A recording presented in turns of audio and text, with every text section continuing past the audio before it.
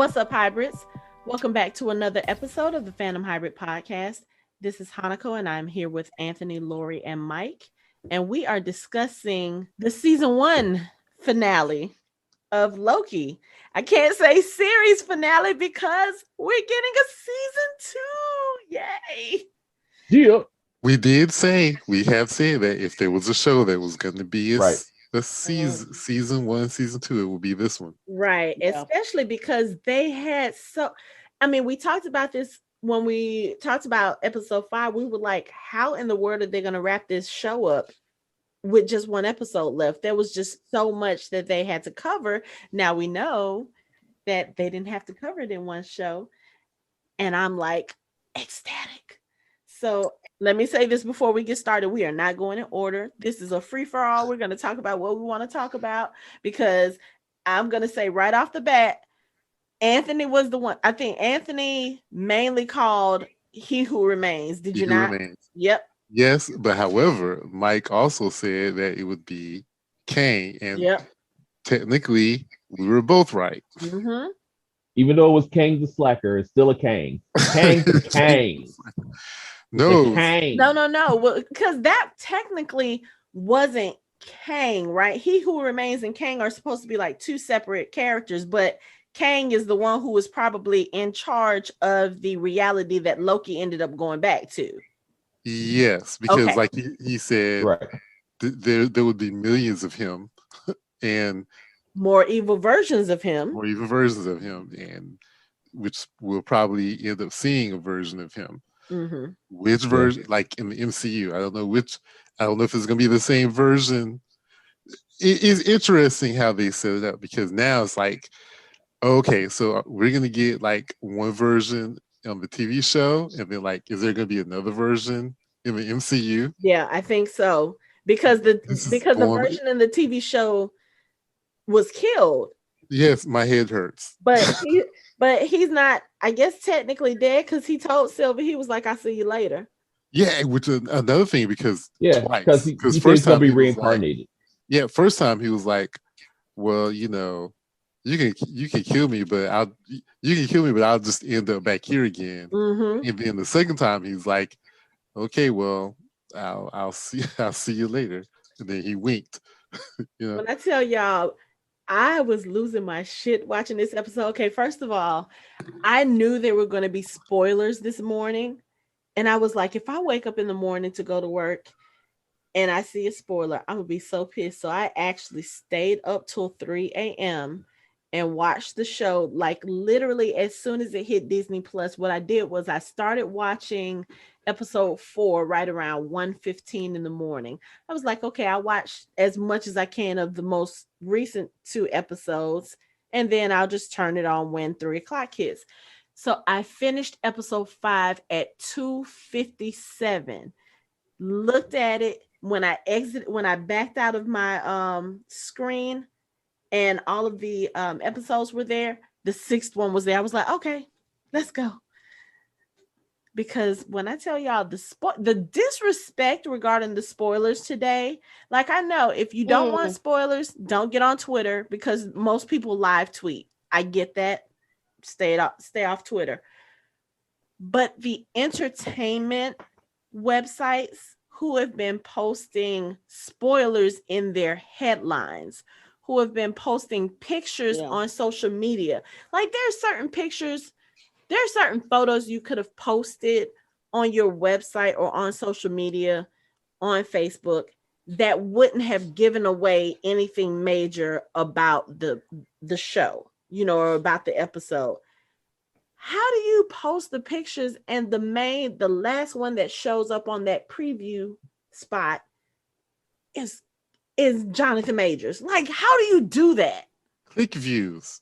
Come on, how to go. People, they don't care. They just want the click views.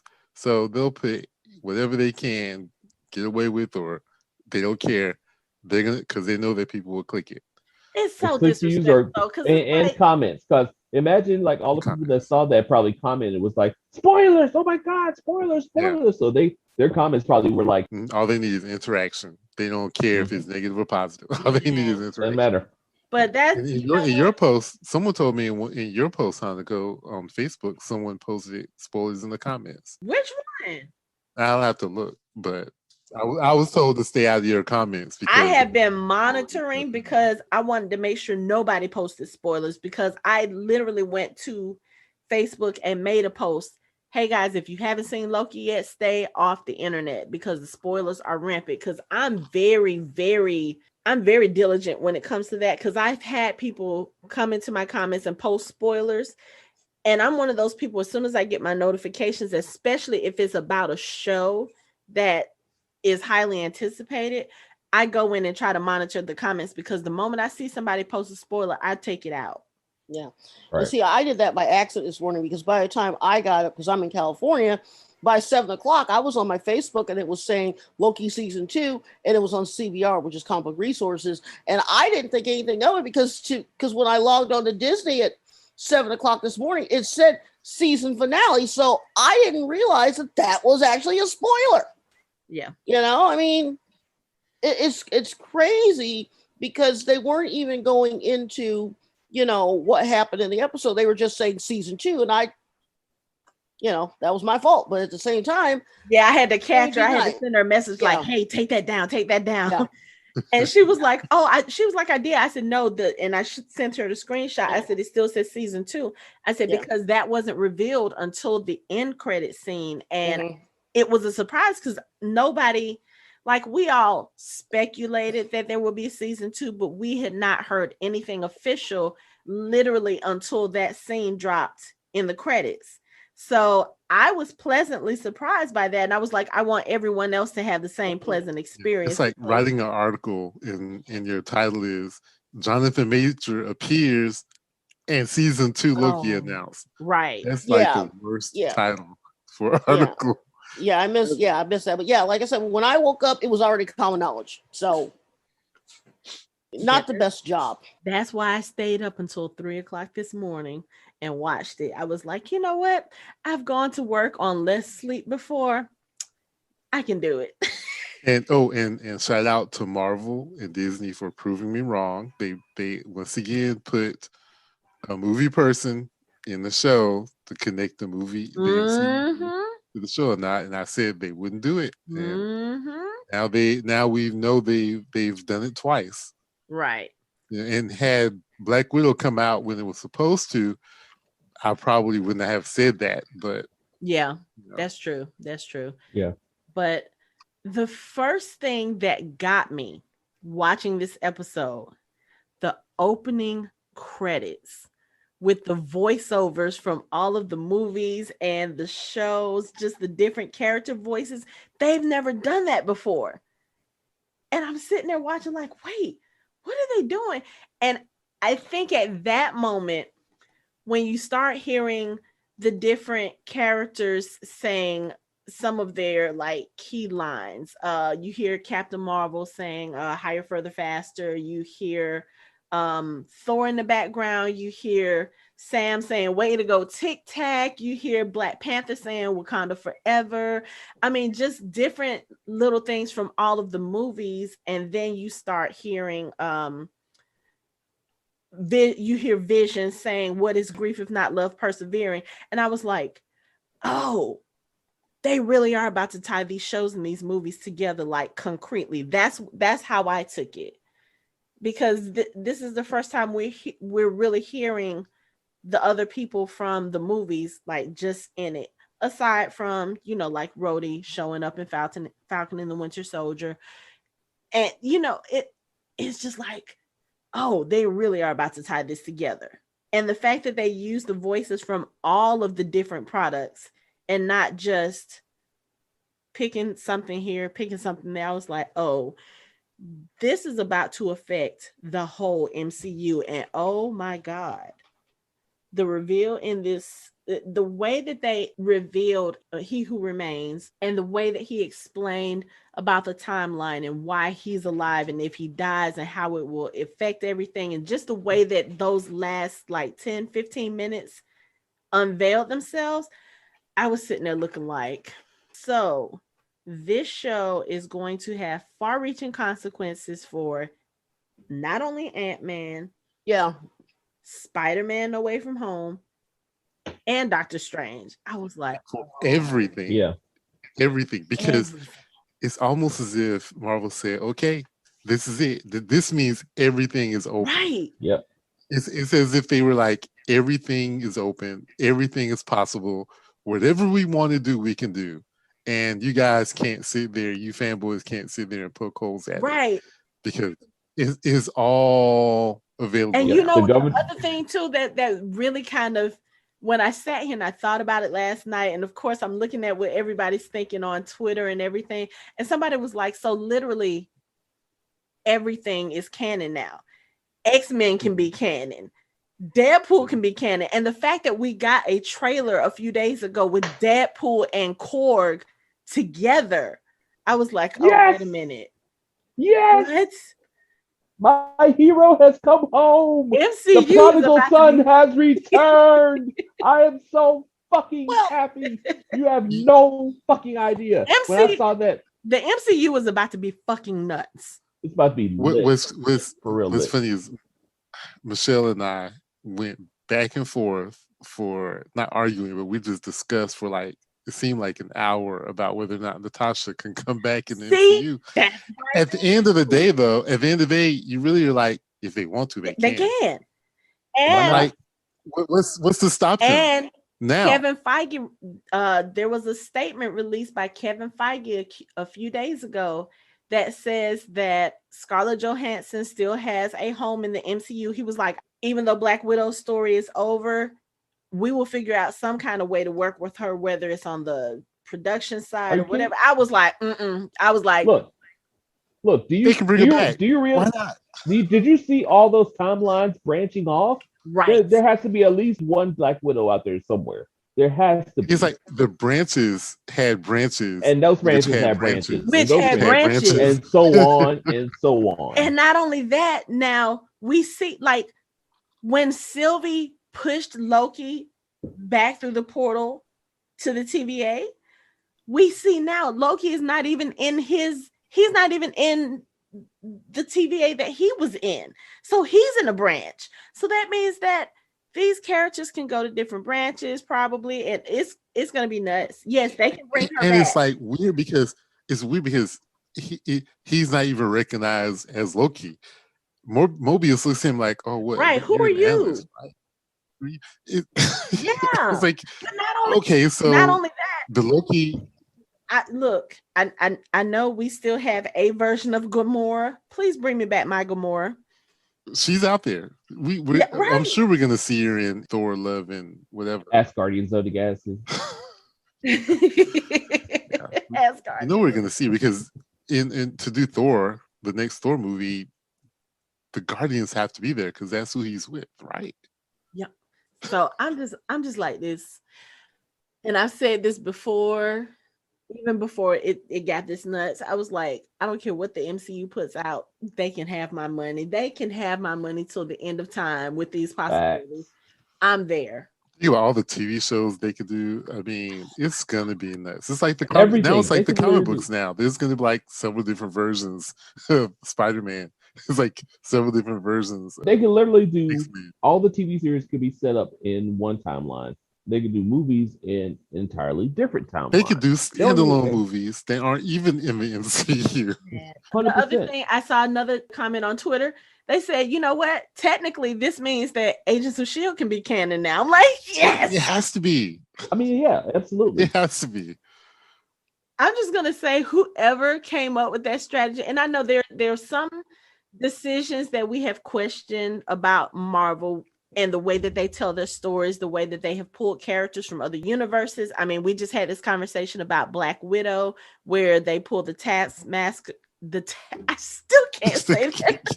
When they pulled the Taskmaster. When they pulled the Taskmaster into the story, and the Taskmaster doesn't even have anything to do with Black Widow in the comics. Now they can still do the Taskmaster in the. They can actually do it right. And make it actually Tony Masters. There are so many possibilities. Side note, and this may be a spoiler for people who haven't seen Black Widow. This is about Black Widow.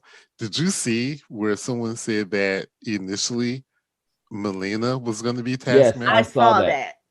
I would have been even more mad about that. I would have been mad about that. I would have stood up, looked at Hanukkah, and been like, I'm out. And just walked out of the theater. I'll be like, I can't do this. There's no way. No, that's not how this works.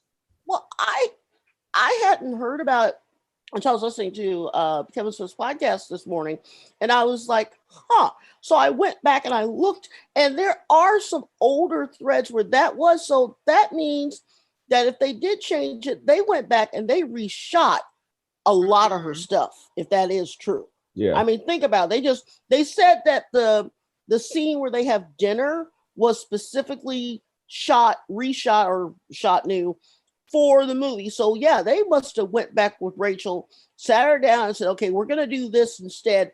And just completely, I mean, they spent a mint just to make that change. The beauty of it now is it doesn't matter. It could have happened. It can happen. That's true. And that is true. And it can be canon. And then what we got in the movie was still canon. It's just, there's so many freaking possibilities. This is what I want to say. A brilliant movie, very underrated, which won an Oscar, Into the Spider-Verse, is where it all started. Yes. It's where it all started.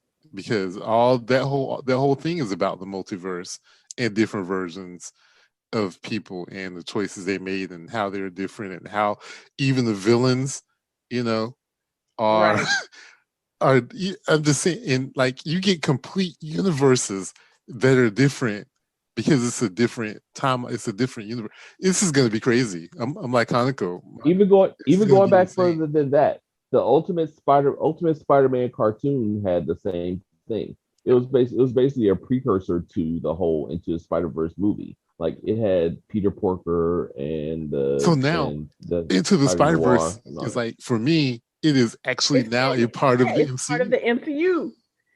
I don't care. It's all part of it. It's all a part of it. But the funny thing is that means that Fantastic Four is part of it too. And the New Mutants movie, which they want to pretend didn't actually kind of happen. Shoot, that's part of it too. Mm-hmm. I still like that New Mutants movie, but I digress. Anyway, but yeah, so many possibilities. All the possibilities are like I was sitting there thinking about it when it happened. I was like, oh my God, the things that they can do with the MCU now. I was like, we are going to be busy for years talking about stuff. in this fanboy proof.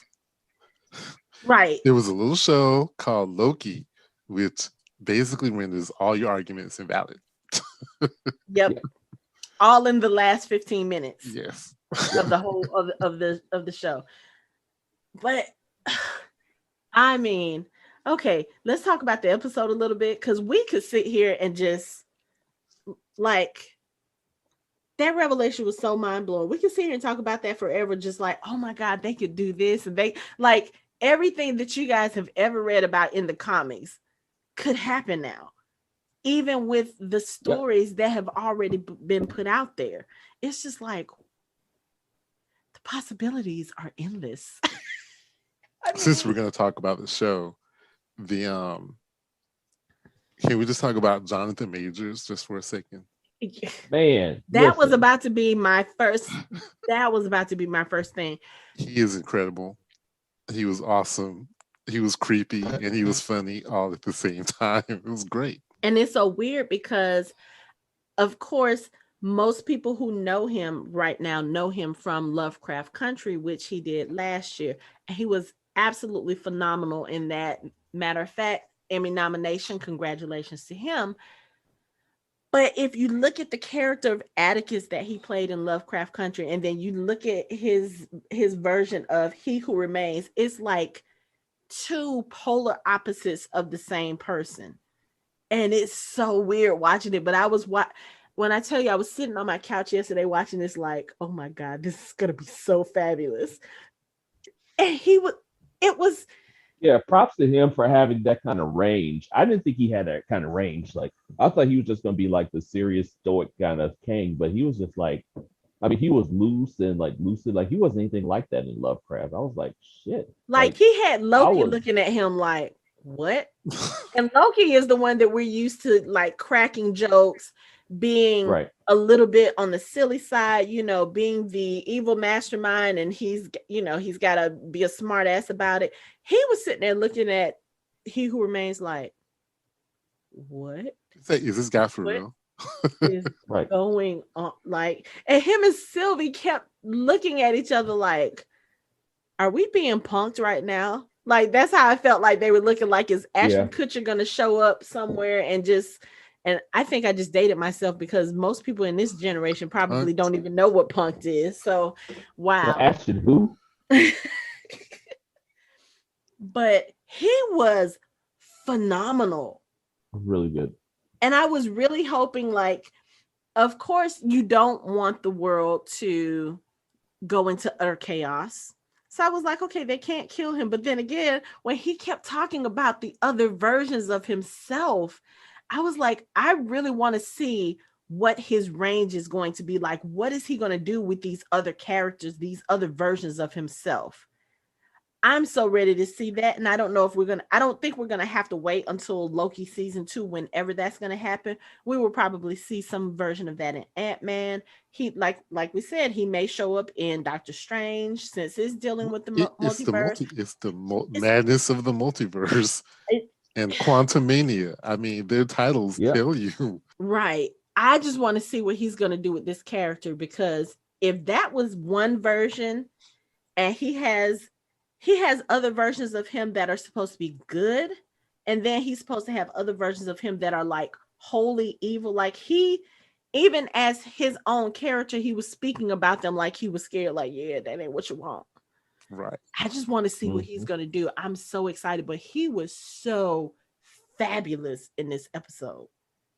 I was just sitting there like, and you saw the edge of ruthlessness he had too in there too. Yes, he showed you just a little bit. He was like, just a little bit. I found a monster, and I ended the war. Right. What did he say he did? I found a way to control it and use it for my what? Something like that. Yeah. Which means he slaughtered all those other times. I wrote down that whole story, his whole backstory. He's like, I've lived 1 million lives. This is the one that works. Right. Just amazing. Okay, so while we're talking about him, can we talk about that little psycho bitch, Miss Minutes? Man, one of us, it wasn't me. It was someone called in and said that she was in on, that she knew more than she was letting on. It was you. I think it was you. I can remember. You. Yeah, because almost convinced me more in the last episode when she was like going between stalling Sylvie, then like saying she was getting the files for Ravonna, Renslayer. And it's like it just seemed like she was like, she just didn't want to do any of that. But then when she showed up in the damn, she was almost downright sinister in the castle, in the Citadel. I was just like, man. When she popped up just suddenly, I actually jumped. I was like, wait, what? And then I was like, hold up. Because at first I thought, okay, if she's there, maybe Renslayer is part of that. And then I was like, oh, wait, she's even acting outside of Renslayer's authority. So she was probably there just to make sure Renslayer stayed in line. Yeah, she was really working for him. Yeah. And you catch that when she came back and Renslayer was like, these are not the files I asked for. Right. And she was like, well, these are the ones that he said that he thinks will be more helpful. And so he had plans on top of plans. He had plans on top of plans. On top of plans, right. On top of plans. That meant Renslayer was like his backup. Renslayer was like his break glass in case of emergency. But we still never figured out what was in those files though. We'll find that out in season 2, probably. Okay, we'll find that out later. Because that's the other thing. When it ended, or rather when her part of the show ended last night, when she walked off into the portal, I was like, are they really just going to leave her open-ended like that? Like, we don't know what happens to her. Like, she doesn't get any kind of punishment for the things that she's done. And then that's when I started being like, okay, so they're either going to carry this story into the films or they're going to do another season. I still don't think I really thought that they were going to do another season because all of these shows are supposed to be limited series. So when I saw that stamp and it said Loki will return to season 2, I was like, yeah. I had to control myself because I was like, it's 3:45 in the morning. If I scream in delight, my daughter will come downstairs and curse me out for waking her up. So I was like, okay, let me keep it together. But oh my goodness, this episode. Oh. So the visuals too. At the beginning of the episode, when we're seeing the different worlds and the planets and like the ways the world forms. And I mean, just the whole look of this episode, the colors, the vibrancy, it was just absolutely gorgeous. Yeah, like the whole Big Bang thing, then actually showing the physical interpretation of the timeline. I was like, oh shit. Yes. That's gorgeous. Yeah. Yes, that sacred timeline looking like I'm trying to think. It looks like the rings of Saturn. Yeah. And they're really pretty. And then you see Loki and Sylvie looking up at the Citadel with the sacred timeline, you know, kind of flowing in the background. I was like, oh my God, this is so pretty. It's so pretty. Yeah. Like, there's a lot of dope visuals in this thing. And it's like even the small details, like the rocks like standing still, like some of the rocks like the staying still in space, like in the air, like just hovering, like just all around them. I was like, damn, like they really did this shit. They really did. I mean, and we've said this before about these Disney Plus shows.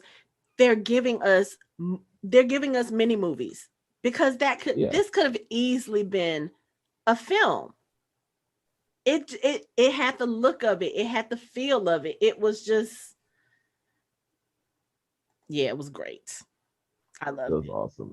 I loved it. Yeah, they spent some dough on these shows, man. Bruh. Like they went out. It's impressive. It's really impressive that they put movie focus in a TV show and like just spread it out over 6 episodes, where each episode has had one spectacular visual that like people are talking about that sticks with them. And that's just phenomenal. Right. Like, I mean, it's like think about Agents of S.H.I.E.L.D. Agents of S.H.I.E.L.D. had a lot of driving around in black cars and flying, but it's like you really didn't get like effects like showing how expansive the TVA is inside, or showing a planet colliding into another damn planet. Like, holy shit. Right. Like in a TV show. That shit was crazy. Yeah, it was gorgeous. But the Citadel also, just the level of detail that went into, like, I don't know if I'm looking at it in the background. I have it playing in the background, of course. And I couldn't tell at first if all of the little cracks or the discolorations in the wall, like, was that supposed to be something like the Citadel had been, I don't know, broken and then put back together or something like that? Like, I don't know, the effect of, I don't know. It looks awesome. But I mean, if you look at the Citadel, it looks like parts of it have collapsed. Like there was some kind of battle or fight or something happened, but it doesn't look structurally sound in some places. And well, it supposedly is carved out of that black rock, which is like the last thing left in the universe. Oh, okay. Yeah. It's the last thing that's left. That's all that's left. Those orange lines are the same thing that in that little circle on his hand that he used to like make. Oh, yeah. That little control disc that yeah, those are the same orange lines. Okay. So I think he made that. It's made out of the same material, the same black rock.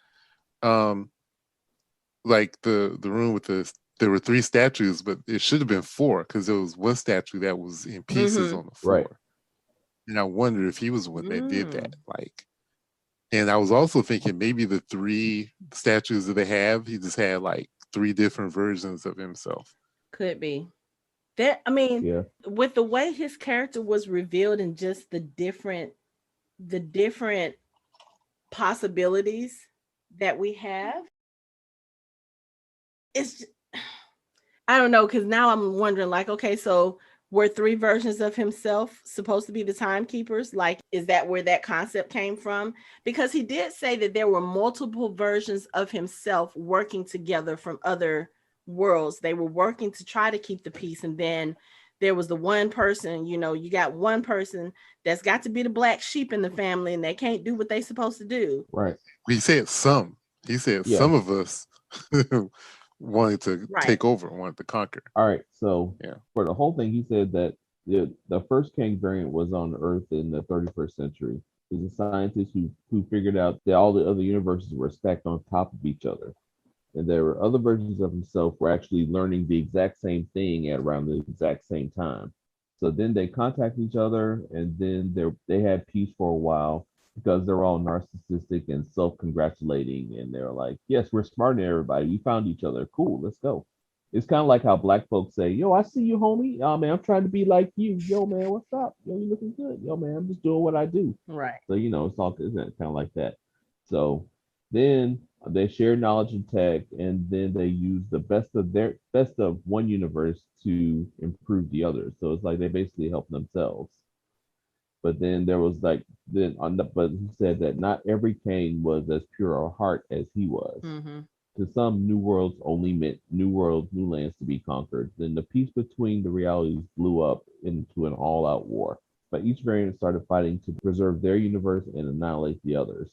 And they pretty much almost destroyed everything. So that part of Miss Minute real when you first get there was true. Like there was a battle between timelines, and I mean, basically what she said at the beginning was true to a point. Like there were a lot of timelines that they fought, and there was almost chaos and turmoil. But instead of there being 3 timekeepers to put everything together, there's only him above all or others or whatever is the one who remains. Yeah, him. So he's the one that basically held everything together. So they almost destroyed everything. Then the first variant found the Alioth and harnessed its power and started experimenting with it. And then he turned it into a weapon and ended the war. But once he isolated the timeline, he managed the flow of time and prevented any further branches. Then he created a TVA and the timekeepers, highly efficient bureaucracy, and then all the ages and ages of cosmic harmony. And I love the way he just sat back and looked at them and smiled and said, "You're welcome." Right. So, in other words, he was managing the existence of himself. Basically, that's basically what he was doing. Yeah. He was trying to make sure there wasn't any other versions of himself. Yeah, but it's like now that they got, I mean, they didn't destroy the Alioth. It's still enchanted, and basically Sylvie's still there. So I don't know if she has control of the Alioth or Sylvie. It's like I'll be like, what now, Sylvie? What now? You're gonna go around? You're gonna kill every version of him that you come across? I mean, what's your end game? Well, see, here's the thing about Sylvie. So I'm a little bit perturbed with her right now, but at the same time, I kind of understand where she was coming from in killing him. Like she told Loki, she was like, I got pruned before you even existed. I have been wanting this for a long time. Like when you are driven by that kind of hate and that kind of need for revenge, nothing is going to deter you from that. And we see that with her. Have we talked about this on the show that when you encounter a trauma, you're stuck at that age? And like, so she was traumatized at what, 7, 8 years old? Yeah. So emotionally she's stuck Mm-hmm. there. Right. And all those years of who knows how many eons she's been running around avoiding the TVA. Right. But the thing is too, I really think that she thought he was lying. about what would happen if she killed him.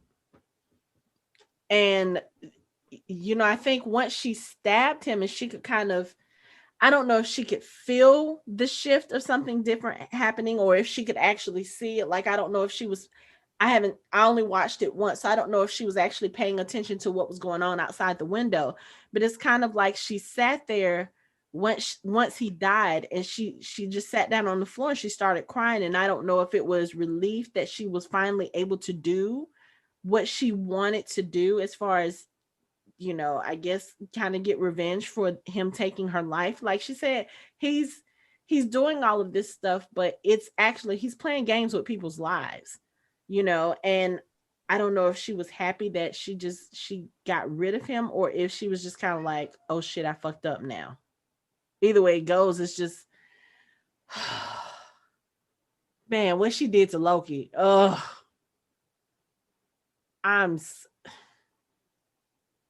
It's probably a little bit of both. I mean, I think she Loki had her conflicted. That's why she sent him back to the TVA because she knew that if Loki stayed there, she was not going to be able to kill him.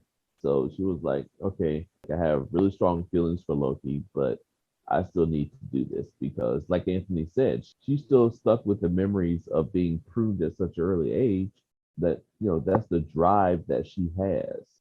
And she can't really shake it for anything or anybody, including another Loki, Yeah. And even if she made out with herself, it's still like, she couldn't do anything about that. But we knew that was coming. I mean, that we knew that was coming. It still was weird when it happened, but we knew it was coming. And only and when they you think did about it it, in such a cheesy way. Like they had the crescendo music, and I was just like, really? Y'all really had to turn this into one of those little corny romance movie moments. Okay. I mean, it was kind of cute, but it was still kind of like, what? But of course they did. This is a pivotal moment in the MCU. Man. It's like Loki's kissing Loki. And what was funny was He Who Remains was so entertained. He was back there like watching them fight. He was just really entertained by the whole situation. It was weird. He was just like, oh, this is awesome. Even though I might get killed, you guys are great. I mean, he was just he almost seemed like childlike, like not childlike, but just kind of immature. Like he knew that the universe was at stake, but he was like, you know what? Either way, I'm gonna come back. So I mean, y'all decide. I'm good either way. He didn't try. So I wasn't wrong because his portrayal bothered me because to me he acted almost as if he was a Loki variant himself. It was very buffoonish to me. It was very comical. I didn't watch Lovecraft County, so I don't know how the actor is, but for me, it came off as jokey joke and just a big joke. So it was not my imagination. Okay, I'll just double check. No. To me, he acted like someone who has been isolated by himself for a very long time. That's kind of how he came across. Like it's one of those things where, sometimes you have people who are isolated and they start talking to themselves, like actually having full-on conversations with themselves to the point where they imagine another version of themselves carrying on the conversation. That's how I took that performance. Like he was so ecstatic about the fact that one, Loki and Sylvie actually did make it through to come and find him, and that he actually had someone to share all of this knowledge with, like, yeah, let me tell you how this works and da-da-da. And I know everything. I mean, we see where the whole sign your name here to attest that this is everything you've ever said ever in life ever. I mean, he had a whole book full of everything that was going to happen, and he knew what was going to happen. And to be able to share that with someone else and be like, yeah, this is why, and this is this, and him telling the story about how all of this came to be, how the sacred timeline came to be. He's been looking for someone to share that information with. And that's why he hadn't had them pruned up until, she brought them to the timekeeper room. Because like you were wondering, they were pruning everyone else immediately, but these two, he kept them around. Oh, the timekeepers want to see you. because he knew how it was going to play out. But he probably couldn't wait to see them because he's just been eons. He's been by himself. Like he remains. It was just him and Miss Menace every once in a while. And that is, and guess what? And that explains the Southern accent, Lovecraft Country. Okay, all right. But I mean, yeah, because also too, like he said when he was talking to Loki, he was like, "I'm tired. I'm older than I look. I don't want to do this anymore." So, and you could see it. It's like, even though he was acting erratic, he was, as you said, Lori, he was kind of buffoonish in a way. As soon as Loki asked him about that, and he was like, "Look, I'm tired. I'm older than I look. I've been doing this for a long time. And I just don't want to do this anymore." It's almost like you could see his personality shift in that moment to where, okay, I don't have to put on this show anymore. Let me show y'all who I really am. I don't want to do this shit no more. Somebody else needs to do it. It's kind of like that whole idea, and I was thinking about this with like from Pirates of the Caribbean, where someone has to man the I forgot what it was, the ship of the dead. And it's like there always has to be a captain, and there always has to be somebody monitoring and keeping track of the timeline so that what just happened doesn't happen. And of course, you've got two Lokis there in front of you who have very different purposes, very different goals. And we see that one of the things I liked about this episode is from the moment we see them, if you notice, their behavior mimics each other. It's almost like they are really making a show of showing us these are two versions of the same person. These are both Lokis. They are both technically, like they said, the same person. Just like when Loki was introducing Kid Loki and Classic Loki, he was like, this is us as a kid, this is us as an old person. They are technically the same person. Once they got into that room and they started listening to He Who Remains explain what was going on, you could see where their path starts diverging, because they have two different ways of looking at this. Like Loki is thinking, okay, maybe we should just leave things as they are, because if we don't, we're going to have even more problems. It's going to be an even bigger issue than what we have now. And Sylvie's like, no, he needs to stop controlling people's lives. He needs to stop treating our lives like a game. Like, how is one person able to decide who gets pruned, whose world remains the same? Like, why does he get to make that decision? And I understand her point on that, but it's one of those things where you got to think about the lesser of two evils. And unfortunately, Sylvie, you chose the wrong door, because now we've got all of this chaos that's about to happen. And to your point, there was one point, you said a lot of good stuff there, but to your point, there was a point when they were both sitting down listening to him, and they were sitting the exact same way. I mean, the way that they were walking, holding their blades, the way that when they walked into the room and he was fixing their tea, the way they kind of looked at each other, the way that they circled him, the way that they sat down in the chairs at the exact same time, the way that they were, I mean, the tilt of their head was the same at some point, the shift of their body, they mimicked each other.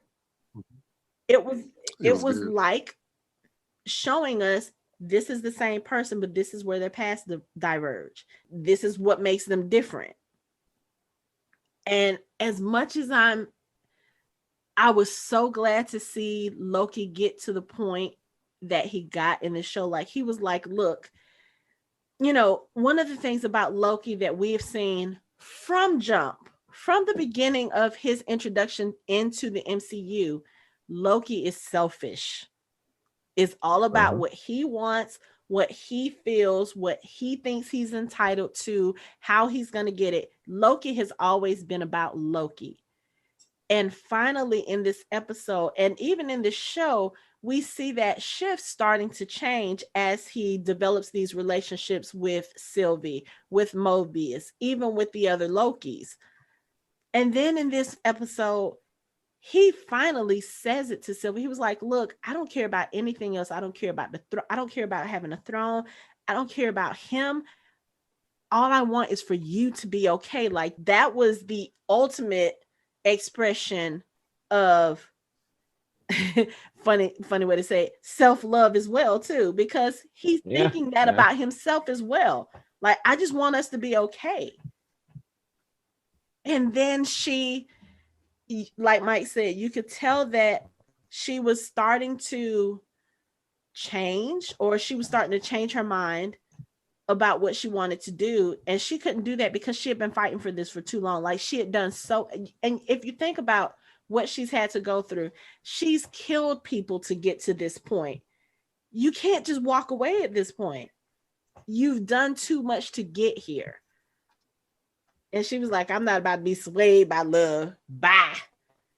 And then she kills him. And it's just like, oh, my heart broke so much for Loki when they showed him sitting in that room, just rejected and alone again.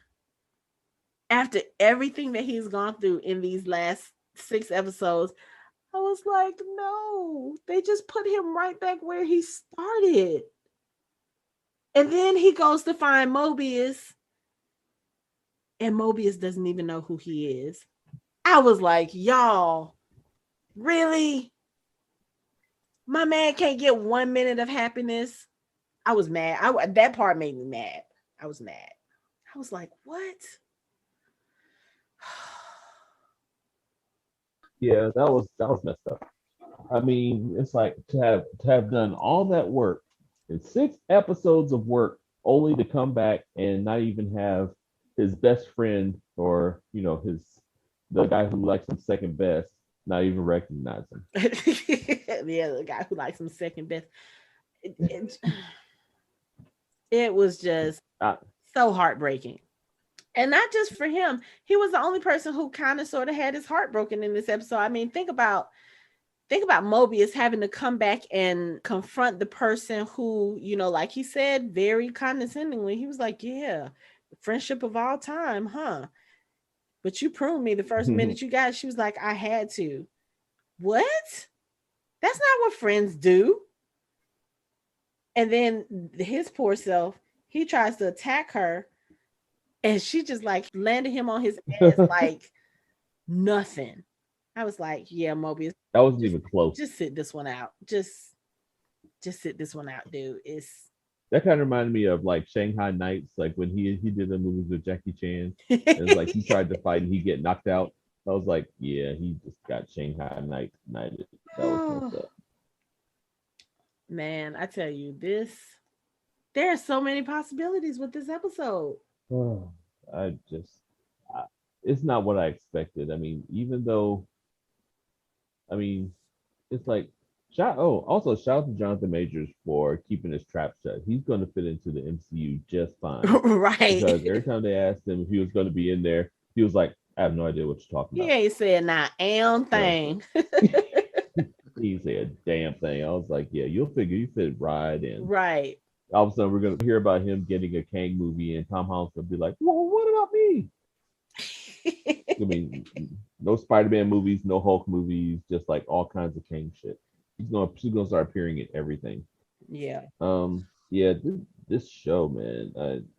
To be honest, this seemed like one of the shorter episodes to me, because it's like, I mean, there were only like basically 2 scenes. Like there was like a little bit in TVA, then there was most of it in the Citadel. But it just really seemed like the episode went really quick. Like it was only a 30-minute episode to me. Like it went really quickly. Right. Like once they found He Who Remains, and they were talking to him, it's just like, I mean, it basically just kind of flew by. It did. Until we get to the part And I until we think get to the Not part getting a where lot of action either. yeah, I think part of that was Yeah. because of Jonathan Majors' performance. Like the way that he was, it's kind of like he was all over the place. You couldn't. right. It's almost like he was making it so that you had to pay attention, and that kind of made the time go fast too. It was like, oh my god, what is going on? Like, but the way that he explained his whole story, the animation that they used for his, That was dope. oh my, yeah, like you said, they put some money into this episode. They really did.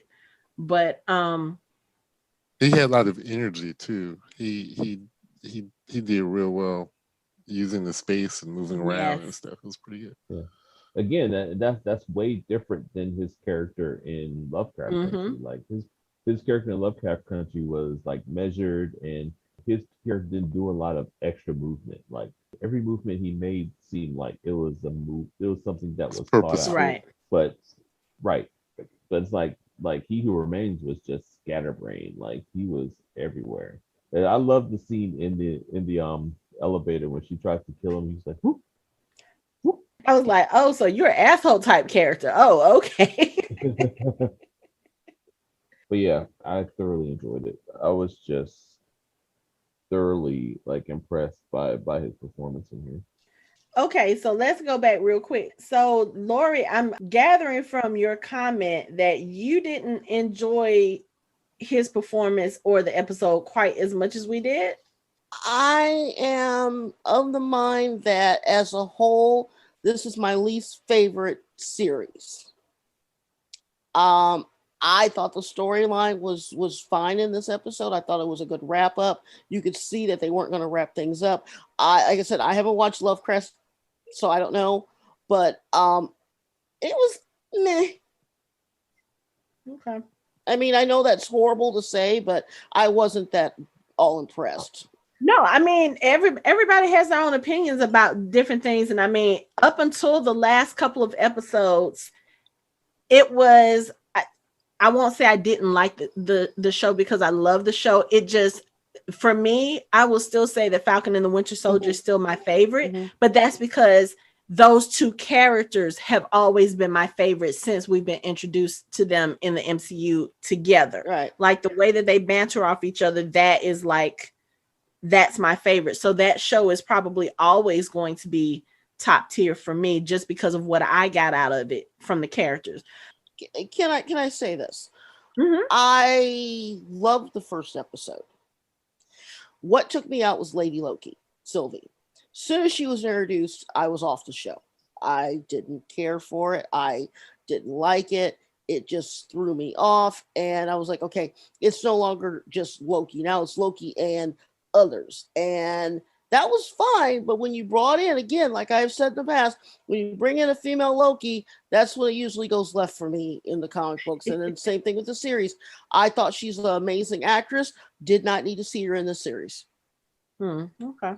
But I can see how Lori will feel that way because, to be honest with you, like this last episode, I did spend more time sitting there thinking, where is this going? Yeah. And if it wasn't but for Jonathan Majors' performance, I don't know if I would have liked this episode too much. Because a lot didn't really happen. It was mainly all exposition. And I feel like that's what it was supposed to be, especially given the reveal that we're getting a second season. Yeah. Because if you notice, even though Loki and Sylvie were there, they were kind of in the background. And I really feel like this episode did belong to Jonathan Majors. And I think it was designed that way on purpose, like you said, as far as exposition, to kind of move the story forward to let us know, okay, you know what? This is not the end of this story. We have more to tell. And I think that was the purpose of this episode. Now, if this had been a finale, then yeah, I would have been like, I don't understand. But because of the way they left so many things open with the episode, it didn't bother me, especially once I found out, oh, we're getting a season 2. And then, of course, seeing Jonathan Majors show up in this episode, I was like, oh, okay, I'm here for it, because I knew then they were actually tying everything into the movies, because we already know that he's been cast to play King the Conqueror. So it didn't bother me that much in that sense. I did feel like things were a little more subdued with Loki and Sylvie than I anticipated. Like I expected there to be more. Their fight scene was great, but awesome. I think I needed a little more interaction between them. And I'm going to be honest, and we've had this conversation before, I don't feel like every male-female relationship in a show has to end in a romantic relationship, and I really didn't feel like that was needed for these two characters. I don't know. Yeah, I see what you're saying, and yeah, and like I said, it's a common trope that two characters that end up that initially don't like each other grow to know each other better, then by the end they're lovers, and yeah, it's like I agree. You really shouldn't need to do that, especially in this case, because I mean, one, the way they're set up, they're actually the same person, but not the same person. But and that's just weird. And I think for me, I think what I really wanted to get from their characters was that I really wanted them to understand that, as Mobius said, they can be anything that they want to be, even though people have told them different. I wanted them to have this journey of, and it does sound weird considering, like you said, they're two versions of the same character, of self-love, self-acceptance, and just knowing that they are not what the TVA deemed them to be. They are not necessarily there to create chaos or to bring death or to bring pain. They can evolve into something else. And one of the big things that I have when it comes to stories like this with relationships is it always makes it seem like that person only gets better because they're focusing on a romantic love. And I feel like both of those characters don't need each other in that sense in order to grow and in order to evolve.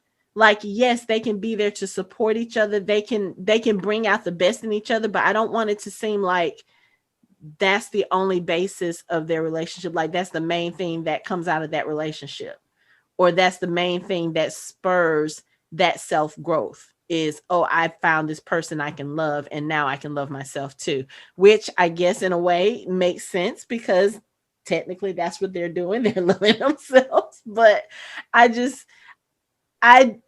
have to have the kiss in the show. I don't have to have them in a relationship. Like if they could just be there for each other and know that they each have someone they can truly count on, which even with Loki, he didn't have that always. And I've said it before, I think he kind of overreacted in the MCU, the way that his character has been portrayed. He's always about, I'm alone and no one loves me and my family betrayed me. But your family, yeah, they didn't tell you that you were adopted, but they raised you, they loved you, they treated you as their own. That's not a betrayal to me, And so I don't know. I honestly, I could have him and Sophie go back and get Kid Loki and Alligator Loki and figure out a way to bring classic Loki back, and they all go and have like all these misadventures. I would love to see that. Again, I don't have to see them two together because again, now we see where that works. Loki put his heart out there on the line for her, and she basically was like, okay, yeah, I have feelings for you, but my need for revenge is stronger than that. And now again, like I said, Loki is there alone, right back where we started. And for me, that doesn't make sense. He's not even where he started. He's in an even worse position because he's back at TVA and nobody knows who the hell he is. So well, that's what I'm saying. I mean, he started out in the TVA, and I mean, I get what you're saying, but I mean, he started out in the TVA as an enemy, as someone that they were capturing and was planning to prune. So in a way, he's a little bit better off right now because nobody's looking to kill him. even though, yes, the only two people that he really knows there and developed a little bit of a bond with. I mean, even B-15 he had a bond with because she was always trying to prune him until she realized, oh, wait a minute, he might be, there's something wrong with this TVA. Oh, I might be on the wrong side of this. But now he doesn't even have that. And then, like we said, he walks into the TVA. They're asking him who he is. He looks at the statue that's in the middle of the TVA, and it's of Kang the Conqueror. And they're sitting there trying to figure out, okay, well, what does he want us to do? And Loki's like, who's he? Because remember, when he left, Renslayer was in charge. So it's just, again, he's there, he's alone, and we're right back where we started. I think that's the only thing I didn't like about this episode. But other than that, I loved it. I just don't like I said a couple of episodes ago when we were talking about the show, I said they had to find some way to keep Loki's story going, because you can't show us a character that started off the way that he did and has this tremendous amount of growth and then leave us with nothing. And I kind of feel like that's where they left us right now. But I know this. I know his story is going to continue. I hope we don't have to wait until the second season to see Loki. I know we're going to see Kang in the other movies, or at least in Ant-Man, but he'll probably show up in the other movies too. We don't know. But I don't want to go a whole year without seeing Loki. Like, I want to see where his story goes. And now that he's grown and learned as much as he has in this series, stick him back in the MCU. Let him go save some shit. Let him figure out how to bring Natasha back. I don't know. I mean, just use him. Don't just sit him off to the side for a year. That's not what I want. I'm sure he's probably going to pop up in Multiverse of Madness somewhere. I mean, or with the Spider-Man thing. I think he has to, like, one way or the other. Even if he like pops up like in like for like a 15-minute cameo in one of them, I think that he probably will eventually in one of those three movies. He's going to pop up in a cameo at some point. So I'm not really worried about not seeing him again. I mean, also with his new skill set too, he has these powers that he didn't know he had before, and now he's been able to tap into them. I think just leaving him off in limbo while everybody does their thing, while he has all this potential power, I think that's a waste. Yeah, that's true. Well, like I said, he's gonna pop up somewhere. It's gonna be probably where you least expect it. It'll be funny if he actually starts off Quantumania, like running, like it being chased by Kang for some reason, like through the TVA, and then he ends up in Scott Lang's bedroom. Like, whoa. I don't even know what to think about that. That would be weird, but I don't even think we need to go through like the episode the way we usually do. I really think this episode really did garner more of a reaction, and then reaction and discussion. Yeah, reaction and discussion, because the whole episode was Jonathan Majors. I mean, really. But real quick though, shout out to Guga and Battle Raw or / Ravonna Renslayer for whipping Mobius's ass, because she basically told him, "You really want some of this?"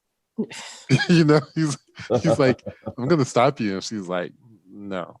I mean, like I said, she basically handed him his ass, like in one move. She was confusing to me because when she leaves and she says, "I'm off to find free will," and I was like, okay, and I kind of expected to see a little bit more of her, but no, she was gone. She was out, and I was like, okay,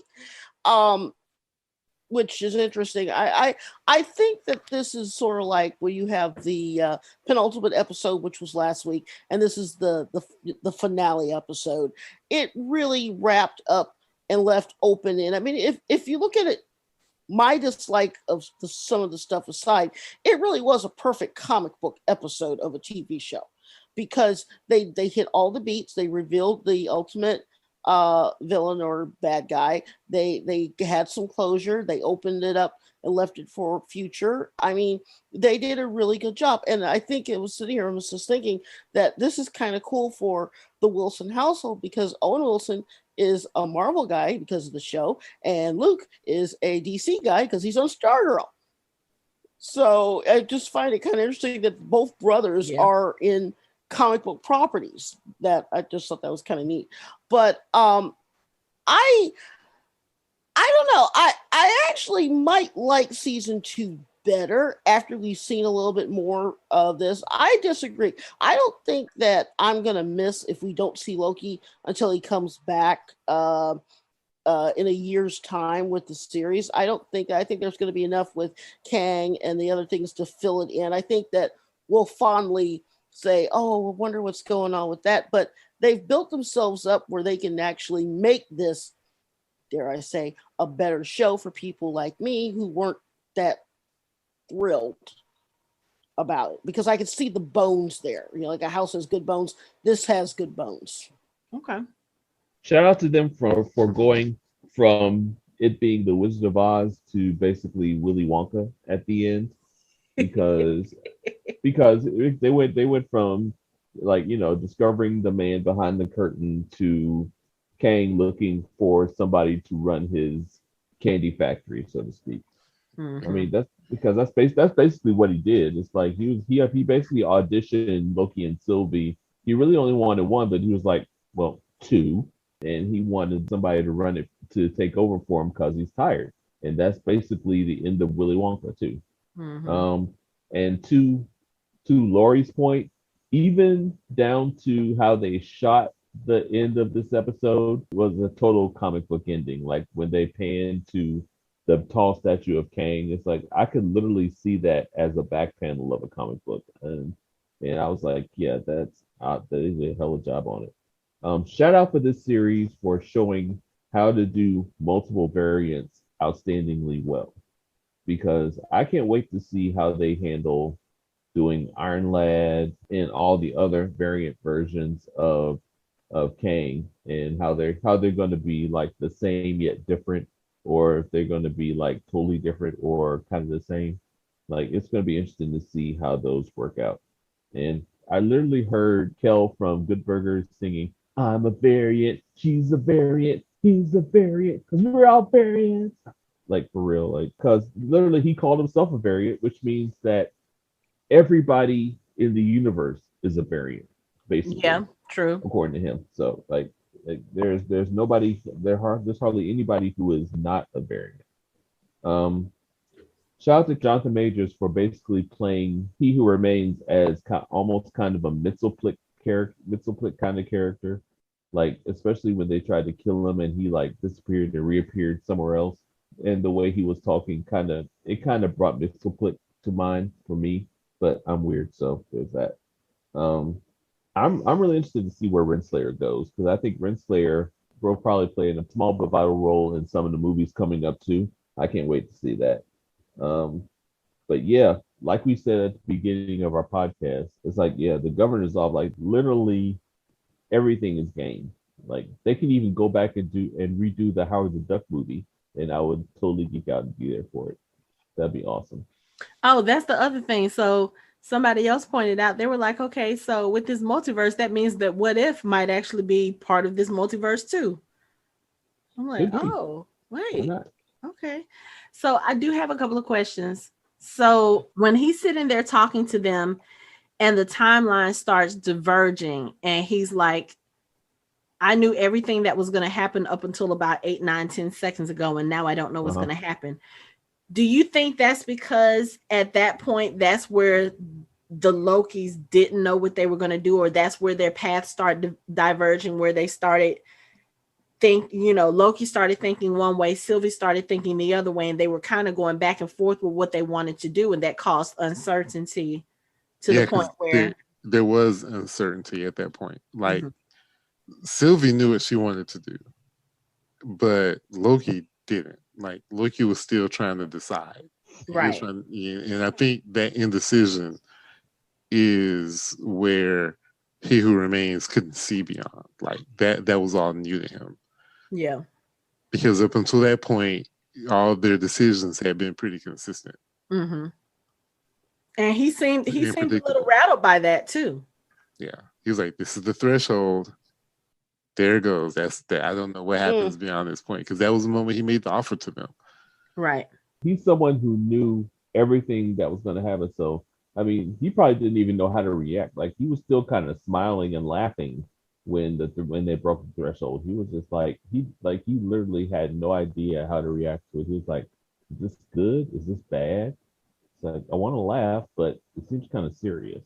So, I mean, because he's used to knowing exactly what's going to happen.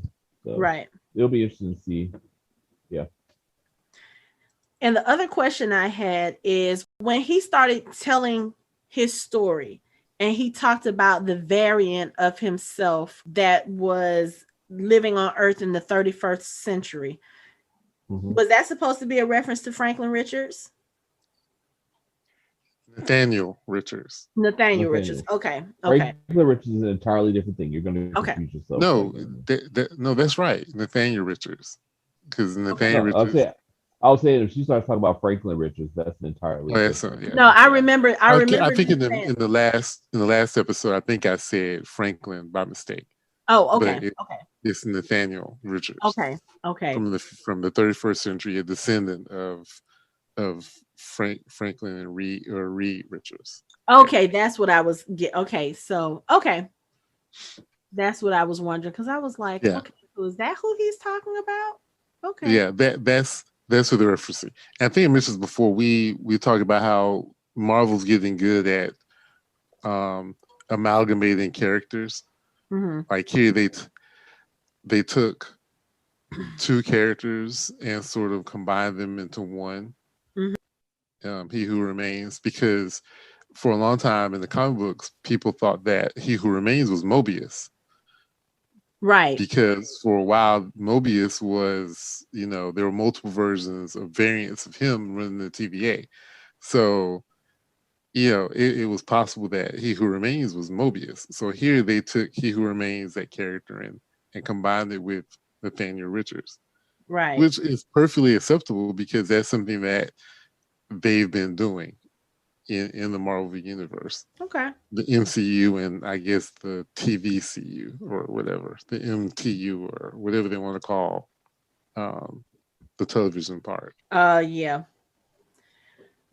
Oh, okay. So yes, that was a reference to Nathaniel Richards. Okay.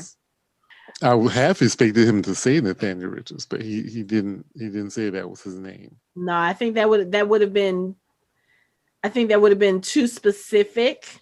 Mm-hmm. And we know that, just like with WandaVision, where they made all these references to who we thought was going to be Mephisto and it wasn't. And then, I don't think they would have gotten that specific. I think that's part of the leaving things open to kind of see where this story is going to go. Like, I'm sure we'll probably get some version of Nathaniel Richards at some point.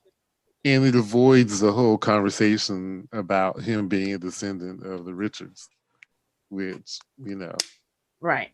We already had that issue in the last Fantastic Four movie. So they just say, we're just going to avoid that altogether. Regardless of whether it's 1,000 years in the future, we're just gonna ignore it. Right. So what are we expecting next? Because we know that he's going to be in Ant-Man. I mean, where they can go, I'm looking forward to the writers basically being unshackled and having a lot more creative freedom than they have had before. Like they were basically taking inspiration from the comic books. Mm-hmm. And I don't want to say a lot of what they have been doing over the years. It's been 20 years, however long it's been, that they're not having original ideas. But this gives them truly an opportunity to be original. Right. And not always having to go back to their, X-Men compendium, their Iron Man compendium, or all those giant spectaculars on the shelf and trying to find inspiration for stories. Right. Here they actually have an opportunity to come up with some truly original ideas. Right. And like you said, the whole fanboy argument won't be valid because there's so many possibilities now. Like so many possibilities. They can actually take a story that is in the comics and create it, or they can take something completely original and create it And because of this multiverse, it'll still be valid. Yeah. Your argument is invalid because of Loki. Or Right. Because of Loki. Yeah. Your argument is invalid because Loki, or rather I should say Sylvie, made it invalid. Sylvie made it invalid. Because Sylvie, yeah. Yeah. So do we think Sylvie, I mean, she's killed him now. What do we think she's going to do? Because it's not like, I mean, she can't take over now because chaos has already been unleashed. If I need to go back and see, but her goal was to kill the timekeepers. Mm-hmm. It wasn't bringing down the TVA. It wasn't taking over the TVA. It was to kill whoever did this to her. Mm-hmm. And now that she's done, I don't know what she's going to do. Who knows? She's a Loki. Who knows what she's going to do? Yeah. And poor Loki, now he has to figure out what the hell to do because he's on a timeline that he doesn't belong in. So wow. It's going to be him versus that version of Kang or that version of He Who Remains. That's going to be interesting. Now, do you think, I know that we've spoken before about the possibility of there being an evil Loki. Do we think, especially now that we're getting a second season since this whole multiverse has opened up, do we think we're still going to get a evil Loki, or I think it was King Loki? Do we still King Loki? Do we think that might be a possibility? I mean, the possibilities are endless. and I think Loki would say, I hate to say this, but I don't think Loki is actually evil per se. Okay. Loki just does Loki. It's See, that's chaos. what I'm really excited about. Chaos is not necessarily evil. Right. Yeah. And the possibilities are endless. But if I was He Who Remains, I would not want Loki's running around screwing things up. Anyway. So that's going to be a problem too. Yeah, it is. Especially if you know that a Loki killed you to set all this up, then your goal should be, stay away from Lokis. Yeah. Don't underestimate a Loki. I mean, one just killed the person who was in charge of the timeline. So, okay. So also we find out that this other analyst that she had wasn't actually another analyst. She knew that she was a variant. So I guess my question is, I don't know what my question is, because I was very that whole segment was a little strange though. Okay. I understand why they did it, but it seemed redundant. We knew she was a variant. I guess it was a secret that we were supposed to know that she knew already, but it didn't seem like she knew. Yeah. But I mean, she had to have known. I mean, where else was she getting the pins from? Yeah. I mean, she was a teacher at the school that was in. So was she going back over and over again? I mean, like, I don't know. It was just a weird placement of the scene to me. Yeah. I don't know. I guess we'll find out more about her in season 2, and maybe it'll make more sense then. But I don't know. She didn't deserve to get away. I think she might be a monkey. Like I said, I think He Who Remains has set her up as like a monkey wrench in whatever version of him has taken over the TVA.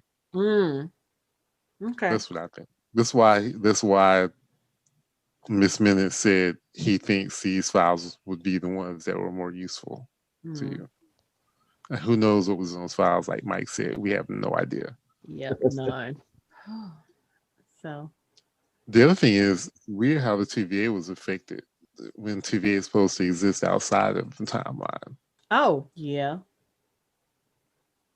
Well, I think maybe yeah. You're right.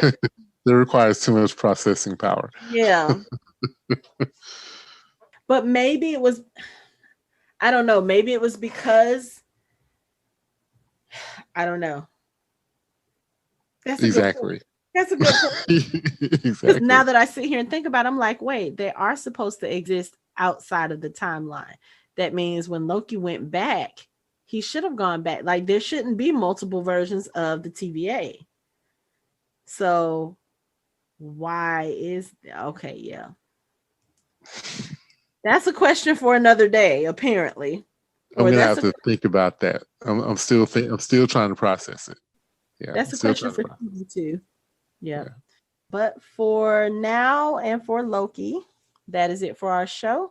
You can find us online at www.fandomhybrid.com. We are on social media on Facebook, Instagram, and Twitter at Fandom Hybrid. You can listen to us on Spotify, Apple Podcasts, Google Podcasts, Stitcher, iHeartRadio, and other major podcast streaming platforms. Thanks for listening. We hope you join the conversation next time.